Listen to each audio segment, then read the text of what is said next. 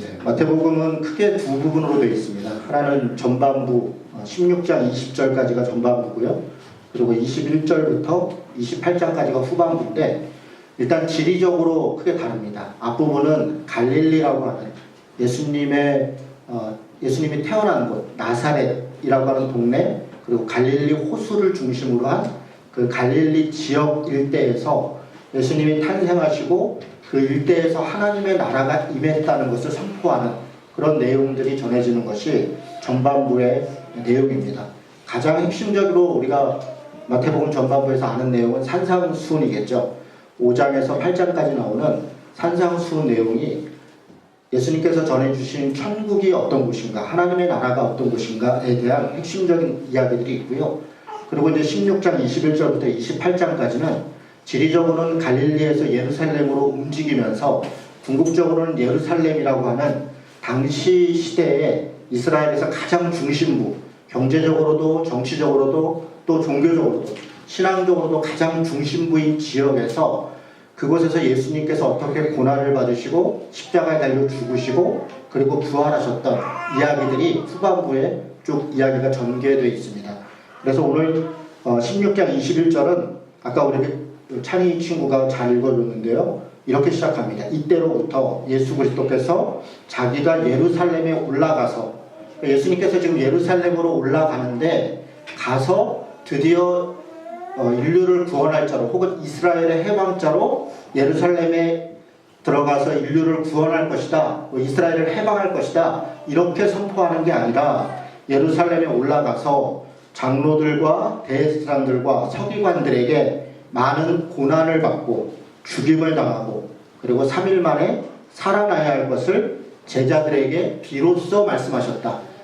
여러분, 이게 지금 이제 하반부의 중심적인 스토리 혹은 내용을 지금 처음 얘기를 하는데 우리야 뭐 다 아는 얘기니까 그렇구나, 예수님이 이제 우리가 알다시피 예루살렘에 가서 고난도 당하고 십자가에 달려 죽고 부활하시겠구나, 영광스럽게 그 말씀하시는 거지 이렇게 들리지만 이 이야기를 이 자리에서 들었던 제자들의 심정은 어땠을까요?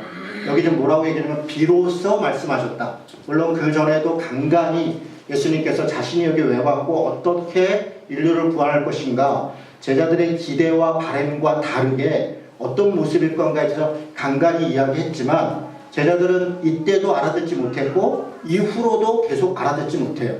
그리고 제자들은 여전히 자신의 욕망과 자신의 기대를 따라 예수님을 그렇게 쫓았고 그렇게 예수님이 자신들의 기대에 맞게 행동해 주기를 혹은 자신들에게 그런 유익을 주기를 그렇게 기대하고 있었죠. 그런데 그런 제자들에게 예수님께서 나 이제 가서 고난당할 거고 십자가에 달려 죽을 거고 그리고 3일 있다 살아날 거야. 이 굉장히 황당하게 우리는 3일 만에 살아날 거야, 소망을 주셨구나 이렇게 생각할 수 있으나 당시에 듣는 제자들 입장에서는 이게 무슨 뭐 요즘 그냥 흔한 말로 귀신 씨나라 까먹는 소리인가, 이게 흔하지 않군요. 여러분, 저희 때 흔한 말로 이게 무슨 귀신 씨나라 까먹는 소리인가, 제자들 입장에서는 굉장히 황당하고 당황스러운 얘기를 하고 있는 거예요. 아니나 다를까 이후에 제자들의 반응은 동일하게 나타납니다. 우리 오늘 읽었던 베드로가 당장에 무슨 그런 말씀을 하십니까? 예수님 왜 죽는다고 얘기하십니까? 지금 인류를 구원하고, 구원에 대한 여러 합리적 이유가 있어요. 지금 고통받는 사람이 있잖아요. 지금 고난당하는 사람들이 있잖아요. 지금 압제받는 사람들이 있잖아요. 지금 사탄에 의해서 또 혹은 로마 권력에 의해서 혹은 잘못된 종교적 리더십들로 인해서 수많은 사람들이 고통 가운데 있는데 예수님 지금 당신이 하셔야 할 일이 있지 않습니까? 그렇게 무기력하게 죽는다는 게 무슨 말입니까? 당연히 할 수 있는 말이고 당연히 할 수 있는 요구입니다. 그런데 거기다 대고 예수님 뭐라고 얘기하세요? 사탄아, 네가 왜 하나님의 일과 사람의 일을 구별하지 못하느냐. 여러분, 우리가 교회를 다니고 신앙생활을 할 때 사실은 우리는 베드로의 관점을 가지고 있는 거죠.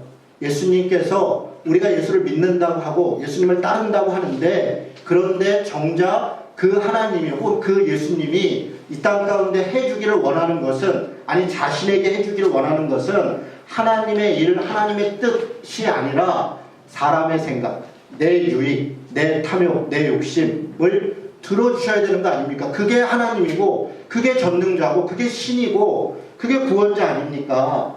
사실 그렇게 이야기하는 거죠. 지금 예수님께서는 네가 왜 하나님의 일을 생각하지 않고 사람의 일을 생각하느냐 그렇게 얘기합니다. 그러면서 오히려 얘기해요. 너희들이 나를 따라오려거든 내 십자가를 지고 나를 따라와야 할지니라. 여러분 이것은 한 걸음 더 나아간 것이에요. 내가 죽어서 너희를 다 구원할 거야. 너희들은 고난받지 않아도 돼. 너는 고통받지 않아도 돼. 너네들은 그냥 믿음으로만 구원받으면 돼. 너희가 나만 믿으면 이 땅 가운데 고난도 없고 뭐도 없고 다 잘 될 거야. 그렇게 말씀하신 게 아니라 나를 따라오려거든 내 십자가는 네가 져야 돼. 네 십자가는 네가 져야 돼. 이렇게 이야기하고 있는 거예요. 여러분 제자들 심정이 어땠을까요? 여러분 지금 심정은 어떠세요? 아 교회 다니면 복 받겠구나. 교회 다니면 천국 가겠구나. 아 교회 다니면 나 무슨 시험 보고 있는 이거 다 합격하겠구나. 우리 애는 잘 되겠구나. 교회 다니면 건강하겠구나. 그런 기대가 있죠. 사실 그것이 우리 안에 나쁜 기대가 아니죠. 우리가 다 가져야 될 이 땅에서 우리가 살아가는 안전에 대한 기대이고 어떤 정서에 대한 생존에 대한 욕구이고 인정에 대한 욕구이고 우리가 그런 게 다 있죠. 그 자체를 갖지 않아야 된다는 것이 아니라 그러나 그 욕구를 충족시키는 것이 그것이 예수님께서 이 땅에 오셔서 구원하신다는 의미도 아니고 우리가 교회를 다니는 것으로 인해서 받는 반대급부도 아니라는 거예요.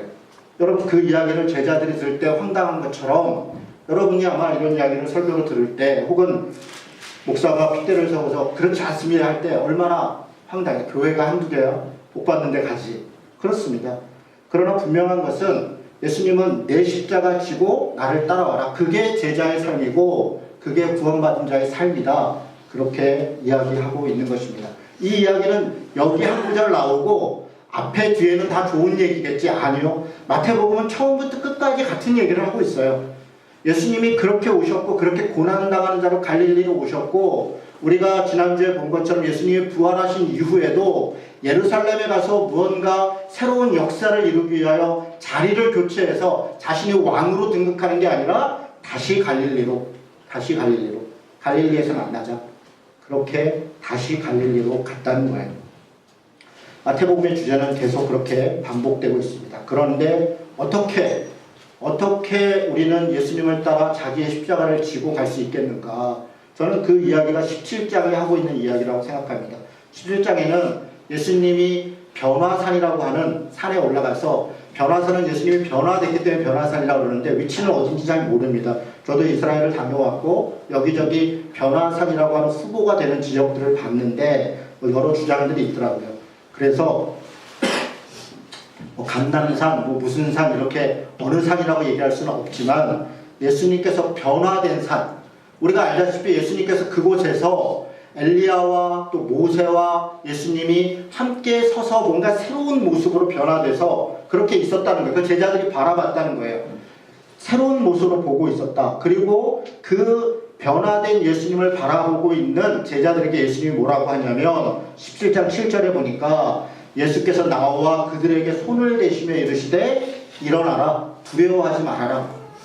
일어나라 두려워하지 말아라. 지금 누구에게 얘기하는 거예요? 내 십자가를 네가 지고 나를 따라와야 된다는 말 앞에 사실은 염려하고 두려워하고 할 수 없다고 포기하고 싶은 바로 그 제자들에게 예수님이 그 길을 가시는데 어떻게 예수님이 가실 수 있냐면 인간인 예수님이 스스로 그래 결심했어. 오늘부터 나는 십자가를 지는 삶을 살 거야. 그렇게 결심해서 갈 수 있었던 것이 아니라 하나님께서 그를 변화시키셔서 그가 그 길을 갈 수 있도록 예수를 이끄시는 것처럼 너희들도 그렇게 할 것이라는 거예요. 하나님이 함께 하실 것이고 변화된 삶으로 그 길을 따라올 수 있도록 함께 동행할 것이다. 사실 마태복음의 주제는 2장에서 이야기하는 임마누엘, 1장에서 얘기했던 임마누엘에서 마지막에 얘기하는 내가 너와 항상 함께 있을 것이다 라고 하는 임마누엘에서 임마누엘이다 라고 제가 여러 번 말씀드렸어요. 우리가 어떻게 제자의 길을 갈 수 있는가, 어떻게 우리가 고난과 십자가의 길과 그리고 어떤 면에서는 이 땅 가운데 탐욕과 욕심이 아니라 공평과 정의를 따르는 삶을 살 수 있는가? 그것은 우리 스스로 안에 있는 어떤 의로움이나 어떤 다짐이나 어떤 실력이나 어떤 지식이나 이런 것에서 근거가 있는 것이 아니라 예수님께서 변화되신 것처럼 우리도 성령 안에서 변화되어 그 길을 걸어갈 수 있다라고 이 17장은 우리에게 설명하고 있다. 저는 그렇게 보는 것입니다. 그리고 나서 예수님께서 17장부터 가면 제자들의 그 어떤 사람이 자기 아들이 병이 걸려서 데리고 왔는데 제자들이 못 고쳐요. 그래서 그것을 답답해하면서 예수님이 뭐라고 얘기를 하면 17장 20절에 보면 너희 믿음이 작은 까닭이다. 너희 믿음이 작다. 너희가 작은 믿음만 있으면 이 산더러 저리로 옮겨갈 수 있게 할 것이다. 사실 우리가 변화된다고 하는 것이 뭐 대단한, 그러면 우리가 변화되기 위하여 무슨 40일 금식을 해야 된다던가 뭐 몇 년간 신학을 공부해야 된다던가 대단히 많은 선행을 쌓아야 된다던가 그런 것이 아니라, 아니 어떤 신비 체험을 한다던가 그래야 우리가 변화될 수 있는 것이 아니라, 사실 예수님께서 지금 요구하시는 것은 아주 작은 믿음. 어떤 믿음입니까? 그 고난을 당하고 있는 그분이 바로 내 구세주다. 십자가를 달고 있는 그분이 바로 구세주다. 여러분, 사실 이것은 생각보다 쉽지 않습니다. 능력을 행할 때, 누군가의 병을 고치고 대단한 일을 행하고 할 때는 누구나 다 예수님이 구세주라고 하죠. 당연히 그렇죠. 자신의 눈앞에서 누군가의 병을 고치고 어떤 역사를 이루고 대단한 일을 이루고 있는 그 모습을 볼 때는 아, 저분이 정말 구세주인가 보다 누군들 고백하지 않겠습니까? 그런데 예수께서 고난을 당하고 조롱을 받고 침뱉음을 당하고 그리고 십자가를 지고 그런 일을 당하고 있을 때 그곳에서도 저분은 여전히 내 구세주입니다. 나는 저 길을 따라가겠습니다. 라고 말한다는 것, 사실 작은 믿음이 바로 그 믿음입니다. 그 믿음. 어떠한 순간이 일어날지라도, 아니 예수님이 아니라 내가 지금 잘 되고 있을 때 마치 부자 청년처럼 관리이고 청년이고 부자이고 똑똑하고 사람들이 다 괜찮다고 할 때 그때 나 예수 믿어요 라고 하는 것은 얼마나 뿌듯하고 괜찮아요. 그런데 안 될 때, 뭔가 할 때마다 안 되고 사방이 막힌 것 같고 정말 지질이 궁상인 것 같고 집에 가서 부모님 얼굴 보기가 민망스럽고 때로는 아들 보기가 미안해서 집에 들어가지 못해서 어정어정거리고 집 근처를 배회할 때 그때도 누군가가 당신이 누굽니까? 나 그리스도인입니다 라고 고백할 수 있느냐는 거예요. 바로 그럴 때 사실 우리의 믿음이라고 하는 것은, 이 작은 믿음이라고 하는 것은 우리가 뭔가 잘 되고 어떤 대단한 능력 가운데 고백하는 것이 아니라 바로 이런 지적, 잘 안 되고 뭔가 어려워, 내가 뭔가를 해봐도 되지 않을 때 그때 필요한 것이 작은 믿음이다. 저는 그렇게 이야기하고 있다. 예수님께서 우리에게 요구하시는 것은, 우리가 변화된다는 것은, 우리가 십자가를 진다는 것은 사실 우리에게 요구하는 것은 이 작은 믿음. 언제나 항상 주님이 나와 함께 하고 계시다. 그리고 나는 그것을 잊지 않을 것이다. 바로 그것이 마태복음이 우리에게 요구하고 있는 믿음의 모습이 아니겠는가. 18장에 가니까 그래서 이야기합니다. 18장에 보면 어린아이를 얘기하고요, 작은 자를 이야기하고요, 잃은 양을 이야기합니다.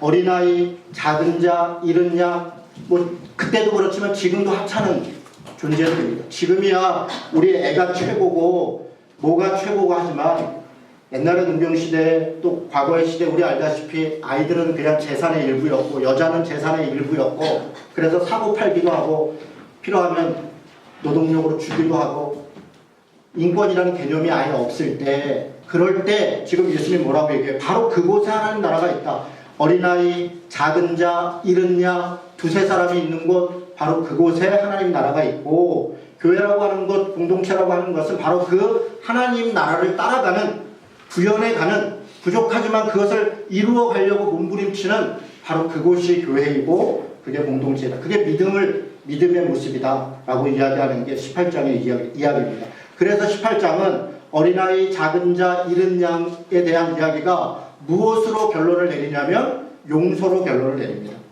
얼마나 용서해야 됩니까? 70번씩 7번이라도 용서해야 된다. 490번이요? 아니요. 영원히 끝까지 용서해야 된다. 어떻게 용서할 수 있습니까? 10,000달란트 빚졌다는 겁니다. 제가 10,000달란트. 10,000달란트는 어마어마한 돈입니다.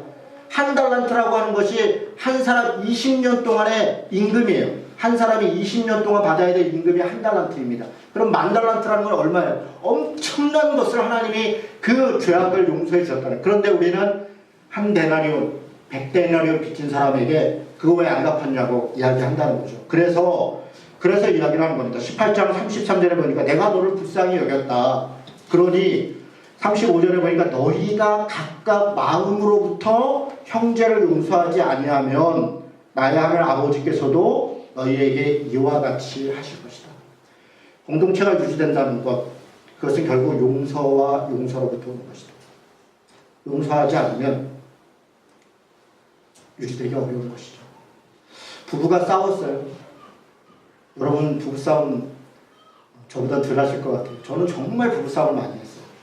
우리 집 아이들이 증인입니다. 우리 집 애들이 오늘날 최근에 아빠가 정말 많이 달라진 것 같아요. 제가 많이 달라진 게 이 정도입니다. 아직도 한참 멀었죠. 정말 어렸을 때 많이 싸웠던 것 같아요. 제 아내랑 저랑은 MBTI로 하면 하나도 같은 게 없어요. 그러니까 무슨 대단히 무슨 가치가 다르거나 민족 투쟁을 위하여 싸우고 그런 것도 아니에요. 아주 사소한 것들로. 그런데 어떻게 20년을 같이 살았나. 누군가가 용서를 한다. 대개는 아내가 저를 용서했죠. 저도 가끔 어쩌다 용서를 했죠. 용서하지 않으면 그 가정은 깨지는 것이죠. 아이들과도 때로는 마찰이 있죠. 아이들이 용서를 하든 부모가 용서를 하든 대개는 부모가 용서하죠. 누군가가 용서하지 않으면 용서하고 용서에 대해서 받아들이고 혹은 잊어버리고, 저는 길게 보니까 용서는 불가능한 것 같아요. 때때로 생각이 나더라고요. 계속. 그러니까 우리 부부싸움 할 때 옛날 얘기 자꾸 하잖아요. 그때 우리 이제 부부싸움 할 때 룰 중에 하나가 요 얘기만 갖고 하는 거야. 그 전에 있었던 얘기 하면 안 돼. 이럴 정도로, 그렇게 약속을 할 정도로 우리는 자꾸 옛날 거가 떠오르는 거죠. 생각나는 거죠. 결국 용서도 은혜다. 우리가 어떻게 끊임없이 용서할 수 있는가? 어떻게 우리가 10,000달란트 빚진 자이지만 1달란트, 100달란트 나한테 빚진 사람을 내가 용서할 수 있는가? 하나님의 은혜다. 그 은혜를 깨닫는 것. 그것을 마음으로부터 정말 깊이 내가 10,000달란트 용서받은 자라는 것을 깨닫는 것. 거기로부터 용서가 온다는 것이죠. 공동체는 가정이든 교회든 국가든 어느 단체이든 정말 끝까지 가보자. 그래, 끝까지 간다. 그렇게 해서 이루어지는 것 같지는 않아요. 물론 용서를 위해서는 사실관계가 확인돼야 되고 잘못을 인정해야 되고 때로는 절차도 있어야 되고 법도 있어야 되고, 그러나 때로는 그런 거 다 따지지 않고 그냥 누군가가 먼저 용서하면 용서가 되는 것도 있어요.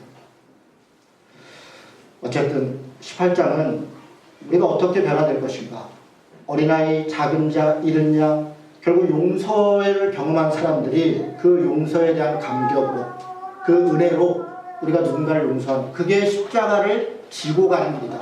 그게 누군가가 나를 조롱하고 채찍질을 가하고 십자가에 못 박는다 할지라도 예수님께서 십자가 위에서 엘리 라마 사박다니, 주님 저들이 하는 것을 알지 못합니다. 저들의 죄를 용서해 주옵소서 라고 이야기할 수 있었던 근원은 예수님 자신도 하나님의 그 사랑을, 그 용서를 경험하시고 그 사랑으로 용서하는 것 아니겠습니까?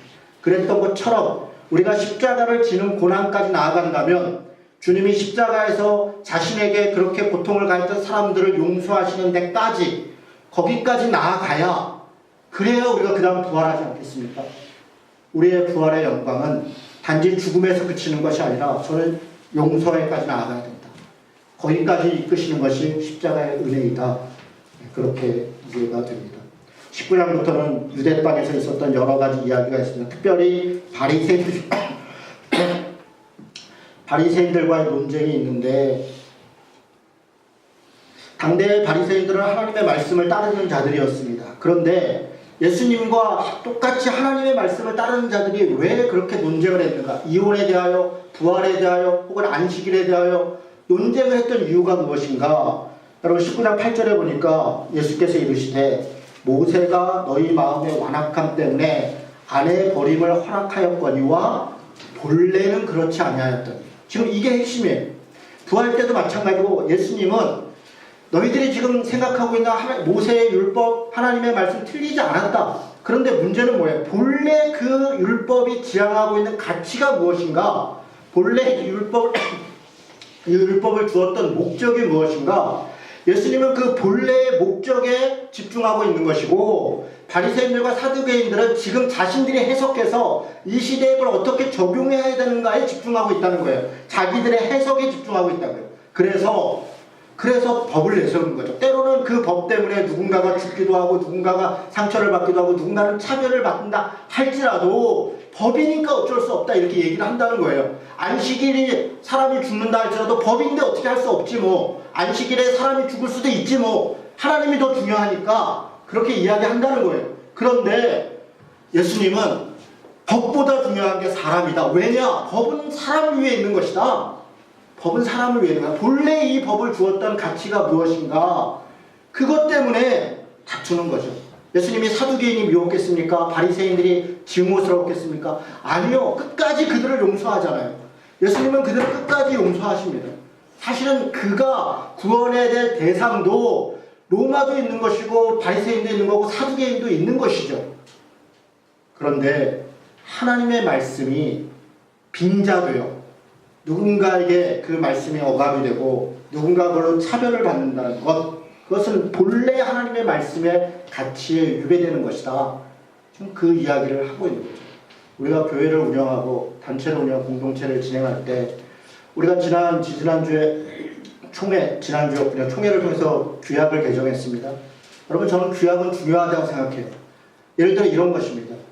목사가 한 말이 중요하냐, 규약에 정한 바가 중요하냐. 규약에 정한 바가 10배는 중요한 것입니다. 목사는 생각이 이랬다 저랬다 할 수 있는 것이에요. 그게 어떤 경우에 하나님의 뜻일 수 있고 어떤 경우에 하나님의 뜻이라고 착각할 수도 있습니다. 목사뿐 아니라 모든 신자들은, 모든 직분자들은 다 규약에 정한 바들을 따라 우리는 교회 공동체를 지키는 것이에요. 그게 규약에 가지고 있는 약속이고 합의입니다.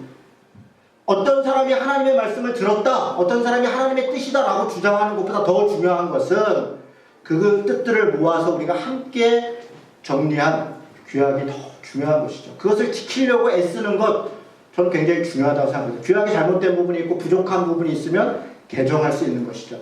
그러나 어떤 절차와 내용들은 우리가 충분히 규약에 따라가지만, 그러나 사람을 살리고 죽이는 것은 규약이 할 수 없는 것입니다. 때로는 규약을 어겨서라도 사람을 살려야 되는 것, 사람을 살려야 되는 것이에요. 그게 규약을 넘어가는 성령의 역사이다. 성령의 하나님의 이끄심에 순종하는 바이다. 그렇습니다. 제가 개인을 얘기해서 너무 죄송한, 얘기하지 않겠습니다. 여기서 얘기하면 또 후회할 것 같아요. 어떤 사람이 그냥 이렇게 얘기합시다. 피치 못한 사정이 있어서 주일날 못 온다. 그럴 수 있죠. 자, 규약에는 우리 교인은 공적 예배와 모임에 최선을 다한다. 참여하는 것이 교인의 의무이다. 그렇습니다. 교회를 같이 하는데 예배를 자기 주관적으로 빠지고 모임에 선택적으로 참여하고 그럴 수 없습니다. 함께 한다는 것은 1차적으로 그 약속에 우리가 함께 하려고 노력하는 것이에요. 그런데 각각의 사정이 있는 거예요. 특별히 어떤 일들이 있어요. 그런데 법을 이거 안 나오면 안 돼. 안 나오면 그 다음부터는 직분도 안 주고 뭐 그렇게. 그럴 수 있다. 그것은 배려가 되는 거예요. 사람이 법이 있는 것은 사람을 위해 있는 것이다. 우리가 정해져 있는 규칙을 함께 지키려고 노력하고 하는 것, 그게 성숙한 공동체원들의 의무이고 책임이고 권리라면, 그렇게 하지 못하는 어떤 사람들에 대해서 배려하고 그걸 이해하려고 하고 그럴 수 있다 라고 존중하려고 하는 것, 그것이 또한 우리가 지향해야 될 규약의 가치이고, 아니 규약을 넘어서 성경의 가치이지 않겠습니까? 예수님께서 왜 사두개인과 바리새인들과 그렇게 논쟁을 했는가? 사두개인 바리새인들이 미워서 그러는 것이 아닙니다. 본래 성경이 가르치고 있는 가치를 위배하고, 이혼의 문제, 부활의 문제, 안식일의 문제, 다 사람과 관련된 문제 때문에 그런 것이에요. 사람과 관련된 문제 때문에. 그렇게 20절까지 가다가, 그런데 예수님께서 이제 점점 한계에 오십니다. 어떤 것이냐면, 이들이 그렇게 논쟁하고 가르치고 아무리 이야기를 해도 그들은 여전히 자신들의 권력, 자신들의 있는 위치 혹은 어떤 전통, 이걸 지키기 위하여 점점 더 예수님께 압박을 가하고 심지어 그 제자들과 예수를 따르는 사람들까지도 죽이기로 작정하고, 여러분 요한복음에 보면 나사로가 죽음을 당했어요. 예수님께서 그를 불쌍히 여겨서 그를 살려줬습니다. 그랬더니 요한복음 12장에 너무나 기가 막힌 말이 나와요. 나사로가 살았다는 얘기를 대제사장과 바리새인들이 듣고 뭐라고 얘기를 하냐면, 저가 살아있으면 안 되리라. 저가 살아있으면 사람들이 예수를 따를 것 같으니까 저를 죽여야 하리라. 살아난 사람을, 죽었다가 살아난 사람을, 그를 불쌍히 여겨서 예수님께서 그를 살려줬는데, 그 사는 것을 갖고 그 생명이 살았냐 죽었냐를 생각하는 게 아니라 누구에게 유리하냐, 나사로가 사는 게 누구에게 유리하냐, 그거 생각해서 저를 죽여야 되리라. 나사로는 그때부터 도망자 신세가 됩니다. 역사 속에 사라져요. 이렇게까지 가는 것이, 이게 너무 안타까워요. 이렇게까지 간다면 이거는 하나님을 배반하는 것이다. 하나님의 가르침을 단지 실수하는 정도가 아니라 하나님의 말씀을 가지고 사람을 죽이고 누군가를 억압하고 누군가를 차별하고 그 말씀이 배제의 도구가 된다면 오히려 그 자들이 배제될 것이다. 슬피 울며 이를 갈미 있을 것이다. 성경의 가르침이 바로 그 이야기를 하고 있다. 이야기합니다. 포도밭에 품꾼들이 있었습니다. 어떤 사람은 9시에 왔고, 어떤 사람은 12시에 왔고, 어떤 사람은 5시에 왔어요. 그들이 스스로 온 게 아니에요. 주인이 거리에 나가보니까 일하지 못하고 있는 사람들이 있는 거예요. 불쌍해서, 안타까워서 너 와서 일해. 너도 일해. 주인이 일을 하도록 했단 말이에요. 그런데 먼저 온 사람들이 왜 나는 더 안 줘요? 왜 나랑 똑같이 줘요? 아니 똑같이 줘도, 제가 욕 나올 뻔했어요. 아니 똑같이 줘도 문제예요. 똑같이 줘도. 덜 줬으면 문제, 덜 줬으면. 똑같이 줘도 문제예요. 자기 돈 주는 것도 아닌데. 근데 그게 우리라는 거예요. 그게 우리라는 거예요. 자기는 하나님 앞에 용서를 받을 때는 10,000달러가 뭐라도 내가 정말 하나님 나 용서해 주세요. 내가 한 번만 용서해 주면 잘할게요.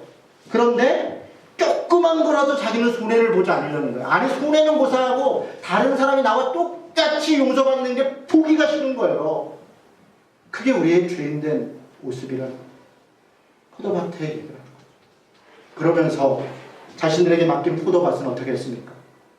이거 잘 되면 이거 주인한테 우리가 뺏을 수 있겠는데? 그러고서는 주인이 있었던 하인들 죽여요. 사람을 보냈더니 또 죽여요. 나중에 아들까지 보냈더니 아들까지 죽여요. 이런 짓거리까지 해가면서 자신들이 지켜야 되는 것은 하나님의 말씀이 아니라 포도밭이죠. 포도밭, 내 돈, 내 것. 부자 청년이 와서 어떻게 해야 구원을 받습니까? 어떻게 해야 영생을 얻습니까? 할 때 많은 사람, 예수님께서는 그런 것이 아니라 오히려 부자는 마치 낙타가 바늘띠 들어가는 것처럼 어렵다 이야기합니다. 그가 가지고 있는 탐욕의 본질을 빼뚫고 네 걸 다 나눠줘봐라. 그리고 넌 날 따라라. 네가 정말 날 따르기를 원한다면, 네가 정말 하나님의 나라를 가기를 원한다면, 그렇다면 밭에 보화가 있으면 모든 걸 팔아서 그걸 사듯이, 어떤 진주가 있으면 모든 걸 팔아서 그걸 사듯이, 그렇게 모든 걸 팔아서 나를 따라야 되지 않겠는가? 그게 구원받는 자의 당연한 자세가 아니겠느냐? 그렇게 이야기를 했더니 근심하며 돌아갔습니다. 그런데 거기다 대고 제자들은 뭐라고 얘기하냐면, 주님, 내가 그렇게 버리고 따르면 나한테 무슨 유익이 있습니까? 이렇게 묻는 거예요. 제자들은 여전히 내가 예수님을 따르면 나한테 무슨 유익이 있습니까? 나한테 무슨 유익이 있습니까? 세베대 어머니는 세베대의 아들인 야고보와 요한을 데리고 와서 주님의 나라가 임하면 이 아이가 오른쪽입니까? 얘가 왼쪽입니까? 제자들은 그걸 듣고서 말도 안 되는 소리, 그런 게 어딨어? 이러는 게 아니라 저것들이 나보다 더 높은 자리를 가지려고 그래?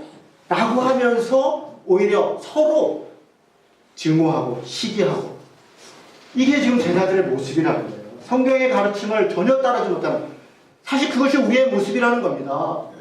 우리가 주님을 따른다고 하고 교회를 다닌다고 하고 예수를 믿는다고 하지만 여전히 용서하지 못하고 여전히 우리에게 무슨 유익이 있느냐? 내게 유익이 있는가? 무엇이 나한테 유익한가를 가지고 우리가 신앙의 어떠함을 혹은 어떤 문제에 어떤 것을 결정한다면 우리가 무엇이 다르냐 하고 하는 것이죠. 지금 그 이야기를 하는 거예요. 지금 예수님은 십자가를 지기 위해서 예루살렘에 향해 가는 도중에 16장부터 20장까지 이런 이야기를 하고 있어요. 왜 이러고 있어요? 예수님이 죽은 이후에 내가 너희와 세상 끝날까지 함께 있을 것이다. 너희는 가서 모든 족속으로 제자를 삼아서 아버지와 아들과 성령의 이름으로 세례를 주고 내가 너희에게 가르친 모든 것을 가르쳐 지키게 하라. 내가 너에게 가르친 모든 것을. 지금 예수님이 가르치는 것 모든 것이 무엇입니까? 바로 이런 것들이랍니다. 이런 것들. 예수님이 가르치고 있잖아요. 지금 산상수훈을 통해서 우리가 천국을 사는 사람들이, 하나님을 따른다는 사람들이 어떻게 살아야 되는 것인가, 그 가치와 방향을 이야기했다면 16장부터 21장까지 예루살렘을 향해서 가면서 수많은 논쟁과 여러 가지를 통해서 과연 이 길을 간다는 게 무엇인가, 그것을 우리에게 가르쳐주고 있는 것입니다. 그런데 우리는 모든 걸 가르쳐 지키라고 한다면서 예수 믿으면 복 받아요, 예수 믿으면 천국 가요, 예수 믿으면 잘 돼요, 예수 믿으면 내 영혼이 잘된 같이 범사에 잘 되고 뭐 모두 잘 되고 모두 잘 되고 들어가도 못 받고 나가도 못 받고 이따구 소리만 하고 있다면 성경을 도대체 어떻게 보고 있는 거냐는 거예요. 지금 예수님이 간절한 마음으로 얘기를 하고 있잖아요. 지금 예수를 따른다는 것이 무엇인가, 간절한 마음으로 얘기를 하고 있잖아요.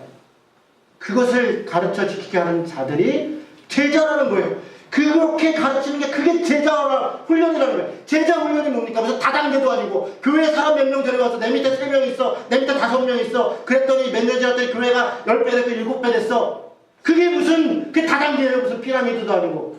그게 왜 제자 훈련이냐고. 제자 훈련이라고 하는 것은 뭘 가르치고 뭘 지켜야 할 것인가. 우리가 내용은 다 잃어버리고 그냥 스킬만 남아서 3명씩 전했더니 3명씩 지나니까 16년 지나면 전 세계가 복음화돼. 제가 여러분 예배도 선교단체 출신이고 제자훈련 수도 없이 했어요. 승법 번식이니 각법 번식이니. 그럼 왜 지금까지 여태 요모양 요꼴이에요. 그런 승법 번식이니 각법 번식이 중요한 게 아니라 어떤 제자가 될 것인가. 그런 내용들이 다 빠져있는 거예요. 다 빠져. 말씀을 묵상하면 할수록 더 이기적이 되고, 교회를 다니면 다닐수록 더 자기중심성이 강화되고, 더 탐욕과 욕망이 더 커지고, 저 집사 아들보다는, 저 옆집 누구보다는 예수 믿는 내가, 직분자인 내가 더 내 아이가 더 잘 되겠지. 안 되면 좀 어때요? 안 되면. 내 아이가 좀 안 되면 어때요? 내 아이 붙으면 다른 애 떨어지잖아요. 내 아이 떨어지면 다른 애 붙었나 보다. 그리고 또 다른 길 가면 되는 거죠. 밥만 안 굶으면 되지. 밥 안 굶는 건 좀 당당하게 삽시다, 좀. 여러분, 제가 계속 부탁하는 거예요. 저희 집에요, 우리 장모님도 이렇게 계신데, 사위가 셋이에요. 딸이 셋이고. 제가 인간적으로 볼 때, 사위 셋 중에 제가 제일 찌질해요. 경제적으로나, 뭐로나, 우리 하여간 겁나 고생시키고, 결혼할 때부터 지금까지. 그런데 제가 자신있게 얘기할 수 있는 거는, 제가 제일 당당해요. 제가 제일 행복해요. 우리 형님이나 동서 아이가 들으면 또 나도 만만치 않은 사람아 이럴 수 있을 것 같긴 해요. 우리 형님도 이제 해피하게 사시는 분이라 행복하면 좋죠. 그냥 저도 행복해요. 제가 뭐 돈이 없고 집이 하나, 그것 때문에 우리가 무슨 이유가 있습니까? 그게 우리 스스로를 왜 도대체 예수까지 믿는데 차라리 교회를 이 시간에 와서 뭐하러 앉아있는 거예요? 무슨 말인지 이해가 되시죠? 자리 다툼하고 있는 데다가 예수님이 얘기하신 것은 섬기러 왔다. 나는 죽으러 왔다. 그러니 너희도 죽어야 된다. 그것이 제자의 길이다. 그렇게 이야기하십니다. 21장부터는 예수님이 예루살렘으로 들어가십니다. 예수님이 예루살렘에 입성할 때 좀 폼나게, 왕이니까 큰 흰말을 타든지, 요한계시록에 나오는 뭐 100마를 타든지 1000마를 타든지 무슨 뭐 좌두색 말을 타든지 뭔가 좀 대단하게 이렇게 마차도 끌고 막 빵빠레도 울리고 대성문에 들어가듯이 그렇게 들어갔으면 좋겠는데, 예수님은 나귀 새끼 타고서 노래를 해주다. 사람들이 거기다 대고서 호산나를 외치고 자기 겉옷을 뿌리고 그렇게 외쳤습니다. 그런데 그렇게 들어왔던 예수님은 불과 일주일도 안 돼서 십자가에 달려 죽으십니다. 그랬더니 예수님을 환영했던 그 수많은 사람들이 어떻게 됩니까? 저를 십자가에 못 박아라. 난 저 사람한테 사기당했다. 죽여라. 바로 그 사람들인 거예요. 지금 그들이 생각했던 예수님은 우리가 지금 기대하는 것처럼 우리의 욕망을 이루어주는 어떤 존재였던 것이에요. 그런데 자신들의 욕망과 전혀 다른 방향으로 가고 있는 예수님을 볼 때 그들 안에 오히려 서운함과 분냄과 아쉬움과 여러 가지 복잡한 마음들, 또 내가 이러다가 큰 코 다치지 않은 두려움들, 이런 것으로 오히려 예수를 죽이는 일에 함께 동참하고 있는 우리는 어떻겠습니까? 우리도 사실 그래요. 저는 우리 한국교회가 이렇게 부패하고 명성교회니 아주 명성을 날리고 있죠. 요즘 사랑의 교회가 아주 그냥 대단하죠. 처음부터 그랬겠습니까? 아니요. 저는요, 옛날에 제가 군대에 있을 때도 그렇고 신앙을 해야겠다라고 할 때 저한테 있어서 정말 아주 모델 같은 사람들이었어요. 사랑의 교회, 명성교회, 김홍도 목사 이런 분들은 제가 군대에서 6년 있었는데 군종교의 전설이에요. 그분이 군대에서 군종 목사를 했는데 진짜 전설적인 것들이 많습니다. 군대 안에. 저 같은 사람은 정말 게임도 안 해요. 저도 군대에서 교회 2개 건축하고 저도 꽤 한다고 했어요. 저도 어디 가서 군생활 했던 얘기하면 그 예수 잘 믿었네, 잘 살았네. 게임도 안 해요. 게임도 안 해요. 서경석 목사님을 제가 모시고 한 달 동안을 전국을 다녔는데요. 저는 정말 힘들면 풀기를 감당할 수 없어요. 제가 한 달 다니면서 나는 이렇게 못 산다. 그분이 그때 58세였어요. 제가 모시고 다닐 때. 그때만 해도 지구촌 나눔운동, 우리 민족 서로 돕기, 경실련, 공선, 정말 하루 종일 전화가 오고 계속. 그런데 조선족교회를 2개나 오면 저는 정말 상상이 할 수 없는 그 에너지와 제가 어떤 문제를 얘기했더니 새벽 2시에 이제 일과가 끝났는데 이거 다 좀 얘기 좀 하자. 그러더니 새벽 4시까지 또 차 안에서 저 붙잡고 얘기를 하는데 그 열정이 아주 제가 아주 압도당해가지고 나는 평생 이분 따라다녀야겠다. 제가 서경석 목사님 그 자서전이 있어요. 꿈꾸는 자가 온도다. 옛날에 그 국회의원 선거 나가기 전에 급조해서 만든 책이 있어요. 제가 그 책을 읽고 너무 감동을 받아서 목사님 이 책 제가 증복판 만들겠습니다. 그리고 제가 그걸 작업했었어요. 제가 스스로. 정말 저는 존경했어요. 김준호 목사님 존경했고 서경석 목사님 존경했고 다 존경했어요. 정말 힘들며 풀기도 감당하죠. 내가 정말 우리 시대에 이런 분들과 함께 살고 있다는 게 참 은혜다. 내가 조금이라도 살아야지. 그런데 지금 그분들의 모습들을 보면서 사실은 너무 안타까워요. 그러면서 저 자신을 돌아봐요. 더 광야로 가야겠다. 저는 그렇게 결심을 해요. 더 갈릴리로 가야겠다. 예루살렘을 벗어나야 된다. 그게 내가 살 길이다. 더 광야로 가고 더 갈릴리로 가지 않으면 저도 여러분 조금 이름이 나 있는 사람입니다.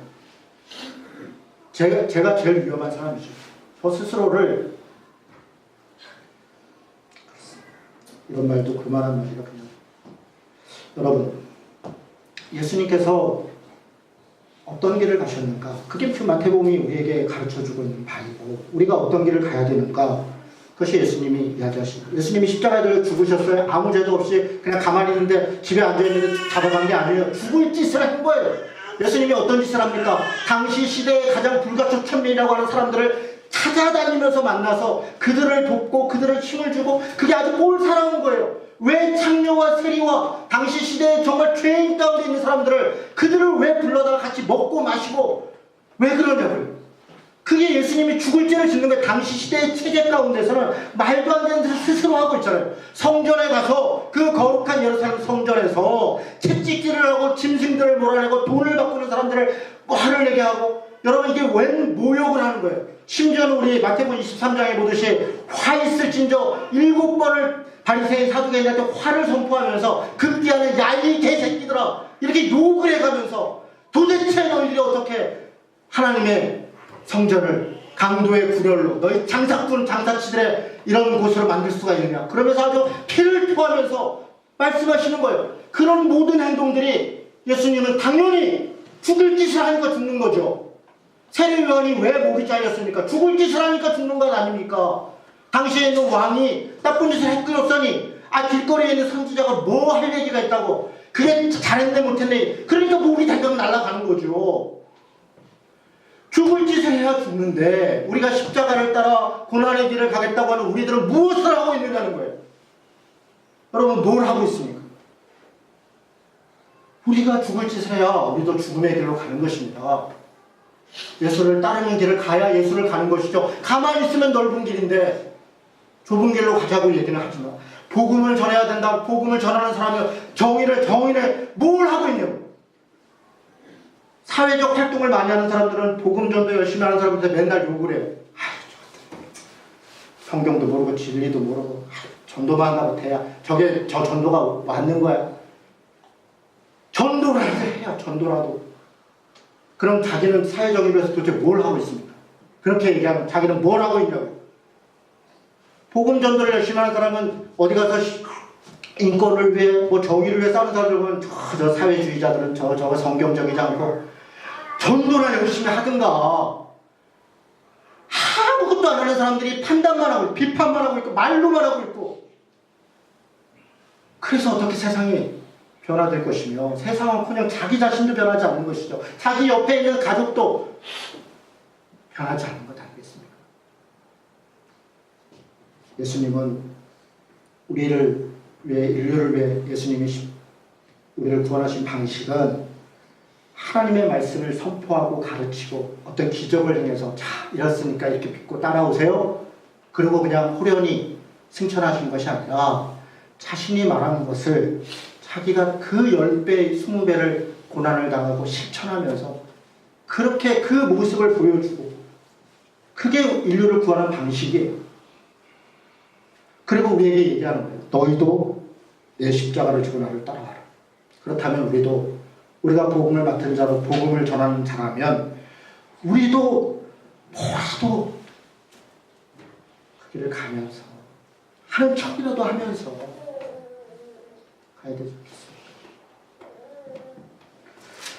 예수님이 십자가에 달려 죽으실 때 마지막으로 얘기만 하고 마치겠습니다. 제자들이 도망을 갑니다. 베드로에게 다 울기 전에 네가 나를 배신할 것이다. 절대로 그럴 수 없습니다. 남들 다 한다면 나는 절대로 그럴 수 없습니다. 그랬던 그 베드로가 3번을 저주하고 예수님을 부인합니다. 닭이 옵니다. 베드로가 깨닫습니다. 그리고 정말 내가 얼마나 내가 죄인이었는지 아무것도 아니었는지 깨닫습니다. 그리고 그는 비통한 마음, 민망한 마음, 죄인된 마음 갈릴리에 가서 그거를 던집니다.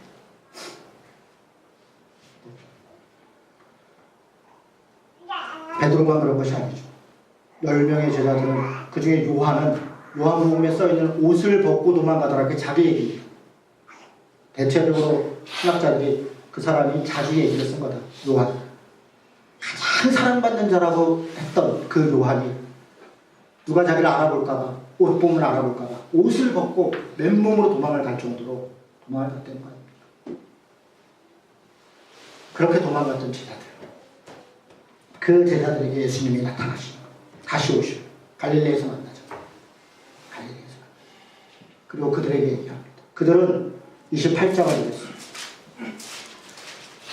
그들은 그러면 예수님이 부활했다는 소식도 들었고 예수님이 부활했다는 걸 봤다는 마리아도 여자들도 만났고 그러니까 그래 드디어 이제 주님이 부활하셨구나 라고 하는 강한 믿음과 확신을 가지고 주님을 따라 내가 가야지 라고 했을까? 저는 28장 17절을 정말 최근에 이 말씀을 다시 깨닫게 됩니다. 전혀 한 번도 제 눈길을 사로잡지 못했던 말씀이었어요.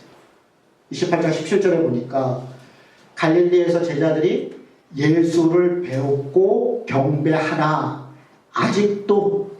아직도 의심하는 자들이 있다. 이거죠.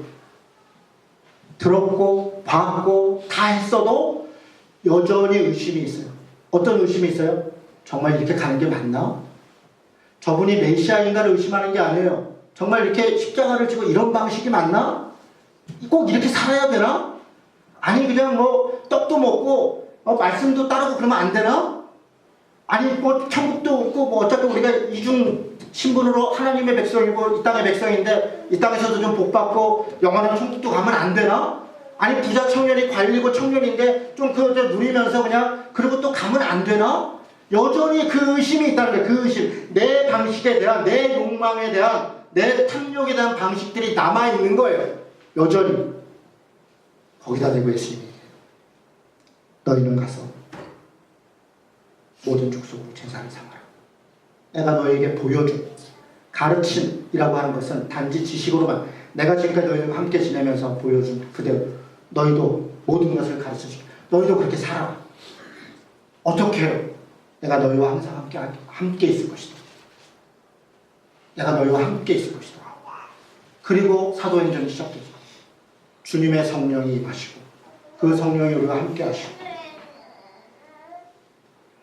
그 믿음, 성령의 임하심에 따라서 그들은 그제서야 제자가 되고 그제서야 제자가 되고 두려워 떨고 있던 마가다락방에 성령이 임하시는 거 아닙니까? 그 성령이 임하신 이전과 이후는 완전히 다른 사람들이 되는 것입니다. 베드로가 완전히 다른 것입니다. 여러분, 말씀을 정리하면서 그래 이제 마태복음을 다 들었어. 이준호 목사가 저렇게 핏대를 사용하면서 십자가의 길을 고난의 길을 우리 갈릴리로 가자고 하니까 오늘부터 가자 라고 결심한다면 전 너무 감사할 것 같아요. 여러분이 그렇게 결심해주고 여러분의 삶의 자리에서 그렇게 살기로 다짐한다면 저는 정말 너무나 감사하겠죠. 그러나 거기에 제가 찬물을 한번 마지막에 끼죠. 안 됩니다. 분명히 말씀드리지만 그렇게 결심한다고 되지 않습니다. 그럼 어떻게 주님의 성령을 내 다짐과 내 의지로 가능한 길이 아닙니다. 제자의 길은. 교회는 다닐 수 있어요. 오늘부터 내가 교회 안 빠져야지 한 석 달 그렇게 할 수 있을 것 같아요. 그러나 내가 정말 제자로서 교회에 와서 정말 사랑을 나누고 함께하는 걸 돕고 뭔가 좀 나답지 않은 어떤 삶들을 살아간다? 내 직장에서 나를 고통 준 사람을 내가 용서한다? 어떤 것들을 뭐 살아간다? 그것은 우리 스스로의 결심으로 되지 않습니다. 날마다 하나님의 말씀을 붙잡혀 그 성령을 의지하면서 살아가지 않으면 불가능합니다. 그래서 결국 우리는 다시 기본으로 갑니다. 말씀과 기도 그리고 성령에 대한 의지 그것이 우리 신앙생활의 전부입니다. 그게 전부예요. 그게 전부입니다. 여러분 결심해 준다면 고맙고 그러나 이것을 깨닫는다면 더 감사하겠습니다. 이제 2019년도에 새나무교회는 저는 더 단순해져야 된다고 생각합니다. 오늘 운영위원들과 여러 가지 논의하겠지만 그냥 기본만 합시다. 말씀과 기도와 성령을 따르는 것 그리고 봉사하고 나누고 구제하는 것 우리 안에 더 깊게 살아가는 것 기본을 세우는 일에 더 집중하면 좋겠다. 뿌리를 더 깊이 내리고 그 뿌리에서 저절로 나오는 열매를 따라 주님의 일을 감당하면 좋겠다. 그런 마음이 듭니다. 주의 십자가를 따라 갈릴리로 가는 신자 되시기를 주님의 이름으로 축원합니다.